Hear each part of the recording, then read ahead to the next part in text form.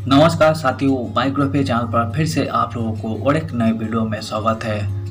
उम्मीद है दोस्तों आप लोग अपने जीवन में खुश होंगे, मस्त होंगे और मजे में भी होंगे।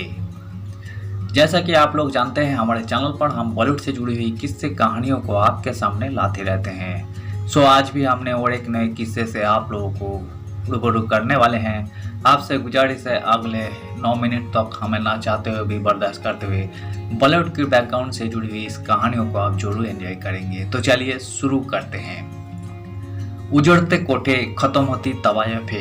हीरा मंडियों से आई टैलेंटेड महिलाओं ने फिल्म इंडस्ट्री बनाने में निभाया बड़ा रोल। 1947 में देश की आज़ादी और बंटवारे से पहले तक फिल्मों का कारोबार इतना पसर चुका था कि इसे बाकायदा फिल्म इंडस्ट्री कहा जा सके। इस इंडस्ट्री के शुरुआती हिस्से में बहुत सी हुनरमंद महिलाओं ने इसे आगे बढ़ाया, जो तवायफ कल्चर की विरासत अपने साथ सहज कर लाई थी। संजय लीला भंसाली की web series Heera Mandi release होने के बाद से तवायफ शब्द पर लोगों का काफी अटेंशन है।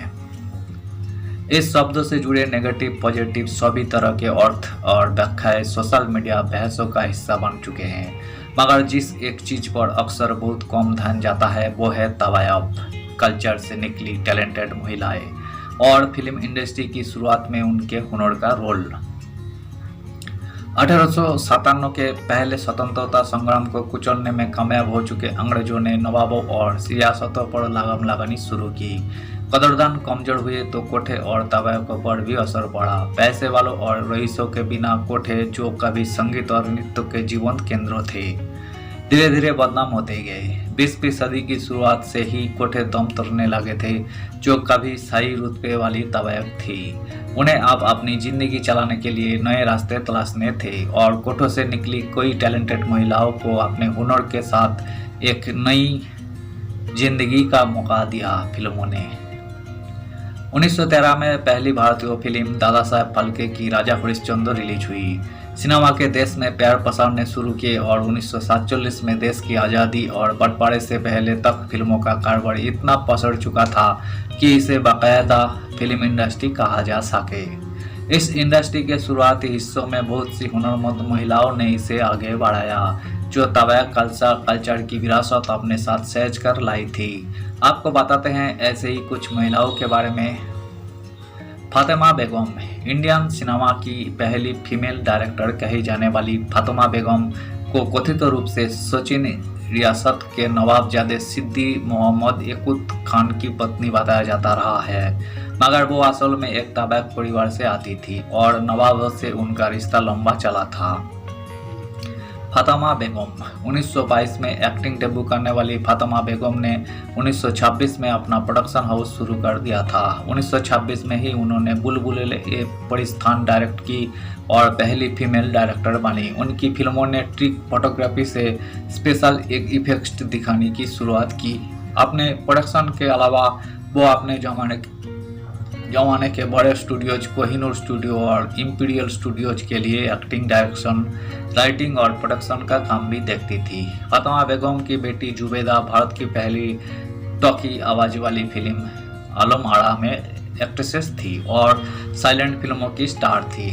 जद्दन बाई, हिंदुस्तानी सिनेमा की पहली फीमेल म्यूजिक डायरेक्टर कही जाने वाली जद्दन बाई 1892 में इलाहाबाद के एक कोठे पर ही पैदा हुई थी। क्लासिकल संगीत की ट्रेनिंग से वो बेहतरीन गायक और अपनी मां दलीपा बाई से भी मशहूर तवायफ बनी। 1933 में जद्दन बाई ने एक्टिंग शुरू की और कुछ फिल्में करने के बाद उन्होंने संगीत फिल्म्स नाम से अपना प्रोडक्शन हाउस शुरू कर दिया। इस कंपनी की पहली फिल्म तलाशे हक 1935 के लिए उन्होंने म्यूजिक भी कंपोज किया, जिससे उन्हें अक्सर पहली फीमेल महिला म्यूजिक डायरेक्टर कहा जाता है। जद्दन बाई, इसी फिल्मों से जद्दन बाई ने बतौर चाइल्ड आर्टिस्ट अपनी बेटी नरगिस को लॉन्च किया, जो आगे चलकर हिंदी फिल्मों की टॉप एक्ट्रेसेस बनी। और नरगिस के बेटे संजय दत्त आज भी जनता के फेवरेट एक्ट्रेसेस में से एक है।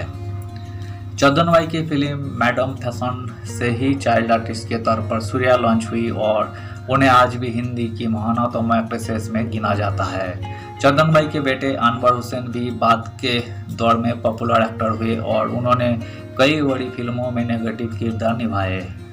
बिब्बो, दिल्ली में जन्मी बिब्बो ने 1934 की फिल्म अदल जहांगीर के लिए म्यूजिक कंपोज किया था। टेक्निकली जद्दनबाई नहीं, बिब्बो भारत की पहली फीमेल म्यूजिक डायरेक्टर थी, मगर शायद उनके पाकिस्तान जाने की वजह से भारत के रिकॉर्ड में जद्दनबाई को पहली इंडियन फीमेल कंपोजर गिना गया। पहली इंडियन फिल्म अलमाड़ा का हिस्सा रही। बिब्बो ने आज़ादी से पहले करीब 40 फिल्में की और बंटवारे के बाद पाकिस्तान में भी 50 से ज़्यादा फिल्मों में नजर आई। 1930 के दशक में तो बिब्बो टॉप इंडियन एक्ट्रेसेस में से एक थी।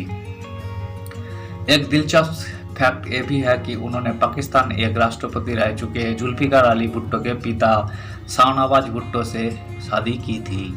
बिब्बो इशरत सुल्ताना उर्फ बिब्बो इतनी खूबसूरत और पॉपुलर एक्ट्रेसेस थी कि 1939 में आई फिल्म गरीब के लाल में एक गाने में रफ़ी कश्मीरी ने एक लाइन लिखी, तुझे बिब्बो कहूँ या सुलोचना। ये सुलोचना भी बिब्बो के ही दौर की एक और बेहद पॉपुलर एक्ट्रेसेस थी।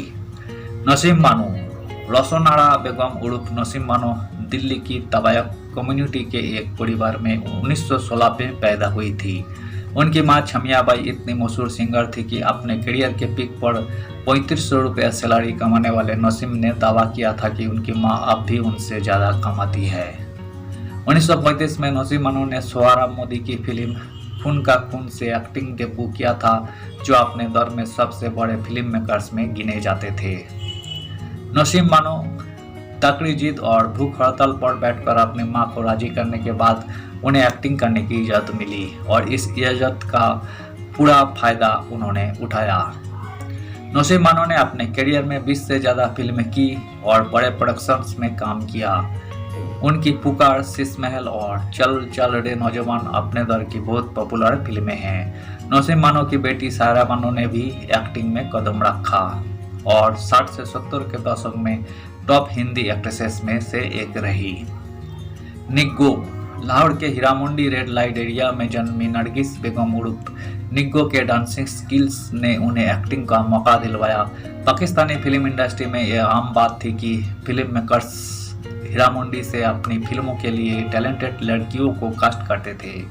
निग्गो भी ऐसे ही आई और उनकी पहली ही फिल्म इशरत, जो कि 1965 ने उन्हें दर्शकों और फिल्म मेकर्स का फेवरेट बना दिया। उन्होंने 100 से ज़्यादा फिल्मों में काम किया और पाकिस्तानी फिल्मों की फेवरेट आइटम गर्ल रही। निग्गो ने तो हीरामंडी छोड़ी, मगर हीरामंडी ने उन्हें नहीं छोड़ा। 1972 में निग्गो ने अपनी फिल्मों के प्रोड्यूसर ख्वाजा मजहर से शादी की। निग्गो, मगर हीरामंडी का ट्रेडिशन कहता था कि वहाँ की कोई लड़की तब तक बाहर शादी नहीं कर सकती जब तक उन्हें इसके बदले मुआवजा ना दिया जाए। सारी कोशिशों नाकाम होने के बाद निग्गो की मां ने बहाना बनाया कि वो बीमार है और एक आखिरी बार उनसे मिलना चाहती है। निग्गो गई तो उन्हें हीरामंडी में रहने के लिए ही ब्रेन वॉश कर दिया गया। इधर उनके ना वापस आने से परेशान उनका पोती फायरिंग कर दी। निग्गो के मामा और म्यूजिशियन भी इस घटना में मारे गए थे। धन्यवाद साथियों, आज की इस वीडियो में हमने उन तवायों के बारे में जानकारी दी है जो कि कोठे से फिल्मी दुनिया में कदम रखे थे। सो उम्मीद है दोस्तों वीडियो आपको जरूर पसंद आई होगी। वीडियो पसंद आए तो लाइक कर दीजिएगा। चैनल पर अगर आप नए आए हैं तो प्लीज़ एक सब्सक्राइब कर दीजिएगा और इस वीडियो के बारे में आप अपना ओपिनियन जरूर दे सकते हैं। कमेंट बॉक्स खुला है, आप कमेंट कीजिए। हम आपका कमेंट का एक्सपेक्ट करते हैं और हम आपका कमेंट का रिप्लाई भी करेंगे। हमारी कोशिश हमेशा ही रहती है कि हम बॉलीवुड से जुड़ी हुई बैकग्राउंड किस्से कहानियों को आपके सामने लाते रहते हैं। सो आपकी आगे एक सपोर्ट से हमें आगे काम करने की हौसला और प्रेरणा मिलती रहेगी। मिलते हैं नेक्स्ट वीडियो में। धन्यवाद।